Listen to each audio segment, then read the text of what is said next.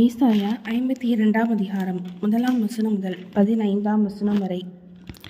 எழும்பு எழும்பு சீயோனே, உன் வல்லமையை தரித்துக்கொள்.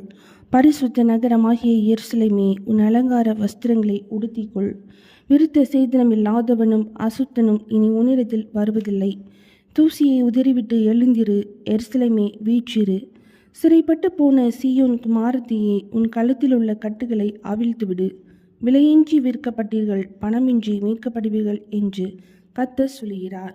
பூர்வத்தில் என் ஜனங்கள் தங்கும்படி எகிப்துக்கு போனார்கள். அசீரியனும் முகாந்திரமில்லாமல் அவர்களை ஒடுக்கினான் என்று கர்த்தராகிய ஆண்டவர் சொல்கிறார்.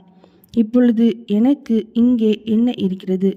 என் ஜனங்கள் விருதாவாய் கொண்டு போகப்பட்டார்கள். அவர்களை ஆளுகிறவர்கள் அவர்களை அலற பண்ணுகிறார்கள். நித்தமும் இடைவிடாமல் என் நாமம் தூஷிக்கப்படுகிறது என்று கர்த்தர் சொல்கிறார். இது நிமித்தம் என் ஜனங்கள் என் நாமத்தை அறிவார்கள். இதை சொல்கிறவர் நானே என்று அக்காலத்திலே அறிவார்கள். இதோ இங்கே இருக்கிறேன் என்று கர்த்தர் சொல்கிறார்.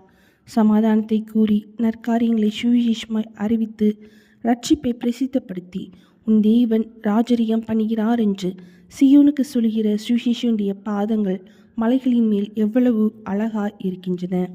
உன் ஜாமக்காருடைய சத்தம் கேட்கப்படும். அவர்கள் சத்தமிட்டு ஏகமாய் கெம்பீரிப்பார்கள். ஏனென்றால் கர்த்தர் சீயோனை திரும்பி வர பண்ணும்போது அதை கண்ணார காண்பார்கள்.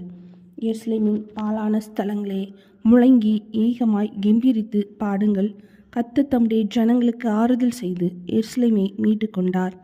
எல்லா ஜாதிகளின் கண்களுக்கு முன்பாகவும் கர்த்தர் தம்முடைய பரிசுத்த புயத்தை வெளிப்படுத்துவார். பூமியின் எல்லைகளில் உள்ளவர்கள் எல்லாரும் நம்ம தேவனுடைய ரட்சிப்பை காண்பார்கள். புறப்படுங்கள், புறப்படுங்கள், அவ்விடம் விட்டு போங்கள்.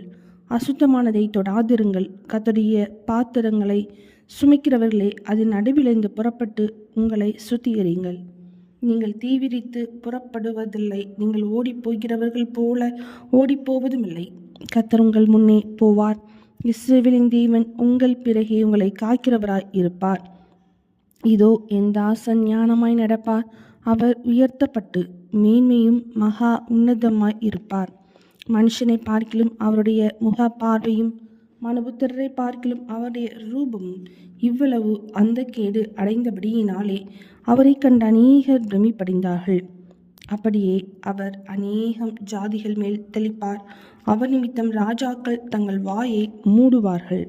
ஏனெனில் தங்களுக்கு தெரிவிக்கப்படாதிருந்ததை அவர்கள் காண்பார்கள், கேள்விப்படாதிருந்ததை அவர்கள் அறிந்து கொள்வார்கள். ஏசாயா 52ஆம் அதிகாரம் முடிந்தது.